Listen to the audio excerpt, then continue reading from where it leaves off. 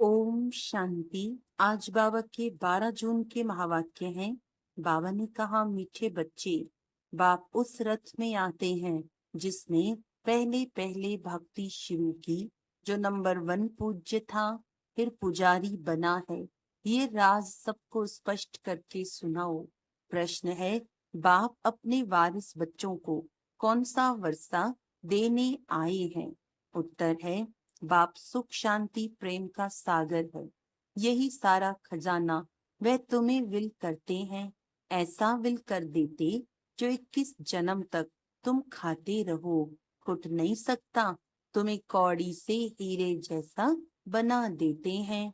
तुम बाप का सारा खजाना योग बल से लेते हो। योग के बिना खजाना नहीं मिल सकता है। ओम शांति।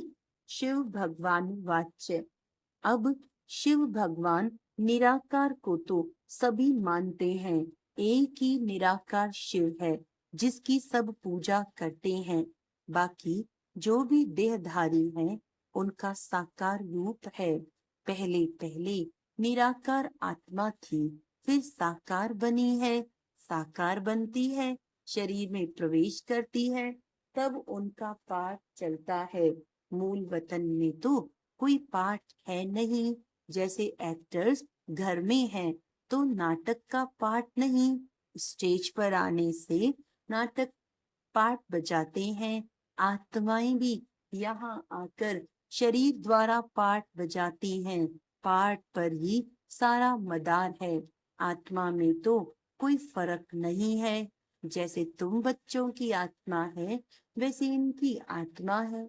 बाप परमात्मा क्या करते हैं, उनका ऑक्यूपेशन क्या है, वो जानना है। कोई प्रेसिडेंट है, राजा है, ये आत्मा का ऑक्यूपेशन है। ऑक्यूपेशन, ये पवित्र देवताएं हैं, इसीलिए इनको पूजा जाता है।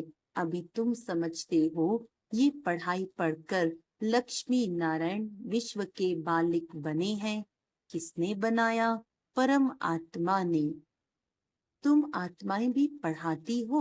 बड़ाई यह है जो बाप आकर तुम बच्चों को पढ़ाते हैं और राजयोग भी सिखलाते हैं। कितना सहज है। इसको कहा जाता है राजयोग। बाप को याद करने से हम सतो प्रधान बन जाते हैं। बाप तो है ही सतो प्रधान। उनकी कितनी महिमा गाते हैं। भक्ति मार्ग में कितना फल दूध आदि चढ़ाते हैं, समझ कुछ नहीं। देवताओं को पूजते हैं, शिव पर दूध फूल आदि चढ़ाते हैं, कुछ पता नहीं। देवताओं ने राज्य किया, अच्छा शिव पर क्यों चढ़ाते? उसने क्या कर्तव्य किया है जो इतना पूजते हो? देवताओं का तो फिर भी मालूम है, वह है स्वर्ग के मालिक। उन्हों को किसने बनाया ये भी पता नहीं। पूजा भी करते हैं शिव की, परंतु ख्याल में नहीं है कि ये भगवान है। भगवान ने इन्हों को ऐसा बनाया है। कितनी भक्ति करते हैं सब अनजान। तुमने भी शिव की पूजा की होगी, अभी तुम समझते हो। आगे कुछ भी नहीं जानते थे। उनका ऑक्यूपेशन क्या है, क्या सुख देते हैं, कुछ भी पता नहीं था। क्या यह देवताएं सुख देते हैं? भले राजा रानी प्रजा को सुख देते हैं, परंतु उन्हों को शिव बाबा ने ऐसा बनाया ना, बलिहारी उनकी है। ये तो सिर्फ राजा ही करते हैं, प्रजा भी बन जाती है। बाकी ये कोई का कल्याण नहीं करते हैं। अगर करते भी हैं तो अल्पकाल के लिए। अभी तुम बच्चों को बाप बैठ पढ़ाते हैं, उनको कहा जाता है कल्याणकारी। बाप अपना परिचय देते हैं। मेरे लिंग की तुम पूजा करते थे, उनको परमात्मा कहते थे।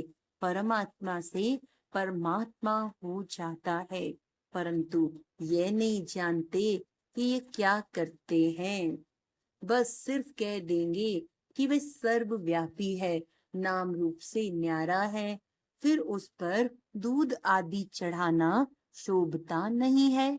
आकार है तब तो उस पर चढ़ाते हैं ना। उनको निराकार तो कह नहीं सकते।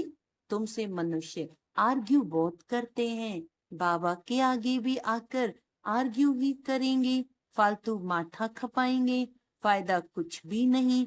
ये समझाना तो तुम बच्चों का काम है। तुम बच्चे जानते हो बाबा ने हमको कितना ऊंच बनाया है। ये पढ़ाई है, बाप टीचर बन पढ़ाते हैं। तुम मनुष्य से देवता बनने के लिए पढ़ रहे हो। देवी देवता हैं सतयुग में, कलयुग में होते नहीं। राम राज्य ही नहीं जो पवित्र रह सके। देवी देवता थे, फिर वाम मार्ग में चले जाते हैं। बाकी जैसे चित्र दिखाए हैं ऐसे नहीं। जगन्नाथ के मंदिर में तुम देखेंगे काले चित्र हैं। बाप कहते हैं माया जीते जगत जीत बनो, तो उन्होंने फिर जगतनाथ नाम रख दिया है। ऊपर में सब गंदे चित्र दिखाए हैं। देवताएं वाम मार्ग में गए तो काले बन पड़े, उनकी भी पूजा करते रहते हैं। मनुष्यों को तो कुछ पता नहीं कब हम पूज्य थे। 84 जन्मों का हिसाब किसी की भी बुद्धि में नहीं है। पहले पूज्य सतो प्रधान, फिर 84 जन्म लेते लेते तमो प्रधान पुजारी बन पड़ते हैं। रघुनाथ मंदिर में काला चित्र दिखाते हैं, अर्थ तो उनका कुछ भी समझते नहीं। अभी तुम बच्चों को बाप बैठ समझाते हैं। ज्ञान चिता पर बैठ गोरे बनते हो, काम चिता पर बैठ काले बन पड़ते हो। देवताएं वाम मार्ग में जाकर विकारी बन पड़े, फिर उनका नाम देवता तो रख नहीं सकते। वाम मार्ग में जाने से काले बन पड़े हो, ये निशानी दिखाई है। तुम जानते हो कि शिव बाबा तो काला बनता ही नहीं, वह तो हीरा है जो तुमको भी हीरे जैसा बनाते हैं। वह तो कभी काला बनते नहीं, उनको फिर काला क्यों बना दिया है? कोई काला होगा, उसने बैठ काला बनाया होगा। शिव बाबा कहते हैं हमने क्या दोष किया जो मुझे काला बना दिया है? मैं तो आता ही हूँ सबको गोरा बनाने, मैं तो सदैव गोरा हूँ। मनुष्यों की ऐसी बुद्धि बन पड़ी है जो कुछ भी समझते नहीं। शिव बाबा तो है ही सबको हीरा बनाने वाला। मैं तो एवर गोरा मुसाफिर हूँ। मैंने क्या किया जो मुझे काला बनाया है? अब तुमको भी गोरा बनना है ऊंच पद पाने लिए। ऊंच पद कैसे पाना है वह तो बाप ने समझाया है। Follow father. जैसे इसने यानी ब्रह्मा बाबा ने सब कुछ बाप के हवाले कर दिया। फादर को देखो कैसे सब कुछ दे दिया। भल साधारण थे, न बहुत गरीब न बहुत साहूकार थे। बाबा अभी भी कहते हैं तुम्हारा खान पान बीच का साधारण होना चाहिए, न बहुत ऊंच न बहुत कम। बाप ही सब शिक्षा देते हैं। ये भी देखने में तो साधारण ही आते हैं। तुमको कहते हैं कहाँ है भगवान, दिखाओ। अरे आत्मा बिंदी है, उनको देखेंगे क्या? ये तो जानते हो आत्मा का साक्षात्कार इन आंखों से होता नहीं। तुम कहते हो भगवान पढ़ाते हैं तो जरूर कोई शरीरधारी होगा। निराकार कैसे पढ़ाएंगे? मनुष्यों को तो कुछ भी पता नहीं है। जैसे तुम आत्मा हो, शरीर द्वारा पाठ बजाते हो, आत्मा ही पाठ बजाती है, आत्मा ही बोलती है शरीर द्वारा। तो आत्मा वाच्य, परंतु आत्मा वाच्य शोभता नहीं। आत्मा तो वानप्रस्थ यानी वाणी से परे है। वाच्य तो शरीर से ही करेगी। वाणी से परे सिर्फ आत्मा ही रह जाती है। वाणी में आना है तो शरीर जरूर चाहिए।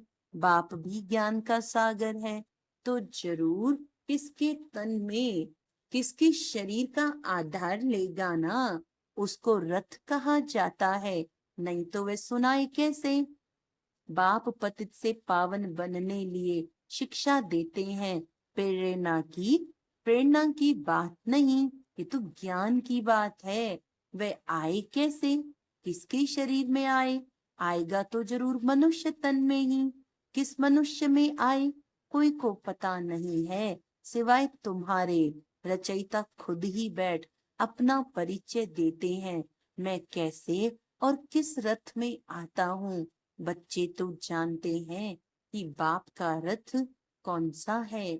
बहुत मनुष्य मूंझे हुए हैं, किस किस का रथ बना देते हैं। जानवर आदि में तो आ न सके। बाप कहते हैं मैं किस मनुष्य में आऊं, ये तो समझ नहीं सकते। आना भी भारत में ही होता है। भारतवासियों में भी किसके तन में आऊं? क्या प्रेसिडेंट व साधु महात्मा के रथ में आएगा? ऐसे भी नहीं है कि पवित्र रथ में आना है। ये तो है ही रावण राज्य। गायन भी है दूर देश का रहने वाला। यह भी बच्चों को पता है कि भारत अविनाशी खंड है, उसका कभी विनाश नहीं होता। अविनाशी बाप अविनाशी भारत खंड में ही आते हैं। किस तन में आते हैं वे खुद ही बताते हैं, और तो कोई जान न सके। तुम जानते हो कोई साधु महात्मा में भी आ न सके। वह है हठ योगी निवृत्ति मार्ग वाले। बाकी रहे भारतवासी भक्त। अब भक्तों में भी किस भक्त में आए? भक्त भी पुराना चाहिए, जिसने बहुत भक्ति की हो। भक्ति का फल भगवान को देने आना पड़ता है। भारत में भक्त तो ढेर हैं। कहेंगे ये बड़ा भक्त है, इसमें आना चाहिए। ऐसे तो बहुत भक्त बन पड़ते हैं। कल भी कोई को वैराग्य आए भक्त बन जाए। वह तो इस जन्म का भक्त हो गया ना, उसमें भी आएंगे नहीं। मैं उसमें आता हूँ जिसने पहले पहले भक्ति शुरू की। द्वापर से लेकर भक्ति शुरू हुई है। ये हिसाब किताब कोई समझ ना सके। कितनी गुप्त बातें हैं। मैं आता हूँ उसमें जो पहले पहले भक्ति शुरू करते हैं। नंबर 1 जो पूज्य था वही फिर नंबर 1 पुजारी भी बनेगा। खुद ही कहते हैं ये रथ ही पहले नंबर में जाते हैं, फिर 84 जन्म भी यही लेते हैं। मैं इनके ही बहुत जन्मों के अंत के भी अंत में प्रवेश करता हूँ। इनको ही फिर नंबर 1 राजा बनना है। यही बहुत भक्ति करते थे। भक्ति का फल भी इनको मिलना चाहिए। बाप दिखलाते बच्चों को कि देखो ये मेरे पर वारी कैसे गया, सब कुछ दे दिया। इतने ढेर बच इतने ढेर बच्चों को सिखलाने के लिए धन भी चाहिए। ईश्वर का यज्ञ रचा हुआ है। खुदा इसमें बैठ रुद्र ज्ञान यज्ञ रचते हैं। इसको पढ़ाई भी कहा जाता है। रुद्र शिव बाबा जो ज्ञान का सागर है, उसने यज्ञ रचा है ज्ञान देने के लिए। अक्षर बिल्कुल ठीक है। स्वराज्य राज्य स्वराज्य पाने के लिए यज्ञ, इसको यज्ञ क्यों कहते हैं? यज्ञ में तो वह लोग आहुति आदि बहुत डालते हैं। तुम तो पढ़ते हो, आहुति क्या डालते हो? तुम जानते हो हम पढ़कर होशियार हो जाएंगे, फिर ये सारी दुनिया इसमें स्वाहा हो जाएगी। यज्ञ में पिछाड़ी के टाइम जो भी सामग्री है सब डाल देते हैं। तुम बच्चे अब जानते हो बाप हमको पढ़ा रहे हैं। बाप है तो बहुत साधारण, मनुष्य क्या जाने। उन बड़े बड़े आदमियों की तो बहुत बड़ी महिमा होती है। बाप तो बहुत साधारण सिंपल रीति बैठा है। मनुष्यों को कैसे पता पड़े? ये दादा तो जौहरी था। शक्ति भी कोई देखने में नहीं आती, सिर्फ इतना कह देते इसमें कुछ शक्ति है। बस यह नहीं समझते कि इसमें सर्वशक्तिमान बाप है। इसमें शक्ति है। वह शक्ति भी आई कहाँ से? बाप ने प्रवेश किया ना। जो उनका खजाना है वे ऐसे थोड़े ही दे देते हैं। तुम योग बल से लेते हो, वह तो सर्वशक्तिवान है ही। उनकी शक्ति कहाँ चली नहीं जाती। परमात्मा को सर्वशक्तिमान क्यों गाया जाता है, यह भी कोई जानते नहीं। बाप आकर सब बातें समझाते हैं। बाप कहते मैं जिसमें प्रवेश करता हूँ इसमें तो पूरी जंग चढ़ी हुई थी। पुराना देश, पुराना शरीर, उसके बहुत जन्मों के अंत में आता हूँ। कट जो चढ़ी है वे कोई उतार न सके। कट उतारने वाला एक ही सतगुरु है, वह एवर प्योर है। ये तुम समझते हो। ये सब बुद्धि में बिठाने के लिए भी टाइम चाहिए। तुम बच्चों को बाप सब विल कर देते हैं।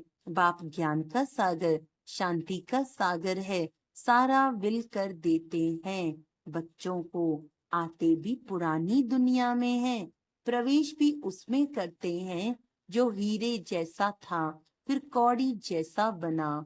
वो भले समय करोड़पति हैं परंतु अल्पकाल के लिए सबका खलास हो जाएगा। वर्थ पाउंड तो तुम बनते हो। अभी तुम भी स्टूडेंट हो, ये भी स्टूडेंट है, ये भी बहुत जन्मों के अंत में है। कट चढ़ी हुई है। जो बहुत अच्छा पढ़ते उसमें ही कट चढ़ी हुई है, वही सबसे पतित बनते हैं। उनको ही फिर पावन बनना है। ये ड्रामा बना हुआ है। बाप तो रियल बात बताते हैं। बाप है ट्रुथ, फिर कभी उल्टा नहीं बताते। ये सब बातें मनुष्य कोई समझ ना सके। तुम बच्चों बिगर मनुष्यों को कैसे पता पड़े। अच्छा, मीठे मीठे सिकिलदे बच्चों प्रति माता पिता बाप दादा का याद प्यार और गुड मॉर्निंग। रूहानी बाप की रूहानी बच्चों को नमस्ते। हम रूहानी बच्चों की रूहानी बाप दादा को याद प्यार गुड मॉर्निंग। नमस्ते नमस्ते नमस्ते जी। धारणा के लिए मुख्य सार है, ऊंच पद पाने के लिए पूरा फॉलो फादर करना है।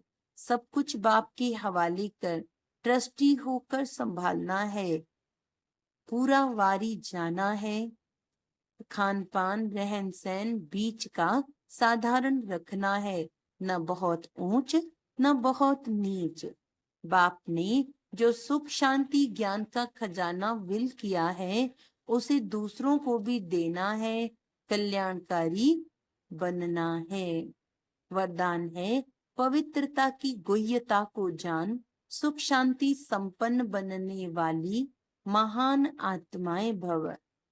पवित्रता की शक्ति की महानता को जान, पवित्र अर्थात पूज्य देव आत्माएं अभी से बनो। ऐसे नहीं कहो, ऐसे नहीं कि अंत में बन जाएंगे। ये बहुत समय की जमा की हुई शक्ति अंत में काम आएगी। पवित्र बनना और कोई साधारण बात, पवित्र बनना कोई साधारण बात नहीं है। ब्रह्मचारी रहते हैं, पवित्र बन गए हैं, लेकिन पवित्रता जननी है, चाहे संकल्प से, चाहे वृत्ति से, वायुमंडल से, वाणी से, संपर्क से। सुख शांति की जननी बनना, इसको कहा जाता है महान आत्मा। स्लोगन है, ऊंची स्थिति में स्थित हो, सर्व आत्माओं को रहम की दृष्टि दो, वाइब्रेशन फैलाओ। अच्छा, आज का व्यक्त इशारा है, जैसे साइंस का यंत्र गर्मी या सर्दी का वायुमंडल बना देता है, ऐसे आप मास्टर सर्वशक्तिवान आत्माएं अपने साइलेंस अर्थात याद की शक्ति से, अपने लगन की स्थिति द्वारा जो भी वायुमंडल वाइब्रेशन फैलाना चाहो वे फैला सकते हो। उसके लिए प्रैक्टिस करो। मैं निजी स्वधर्म में स्थित हो, सुख व शांति शक्ति का वायुमंडल बना दो। उस वायुमंडल में जो भी आत्मा आए वह महसूस करे कि यहाँ बहुत सुख शांति व शक्ति की प्राप्ति हो रही है। अच्छा, ओम शांति।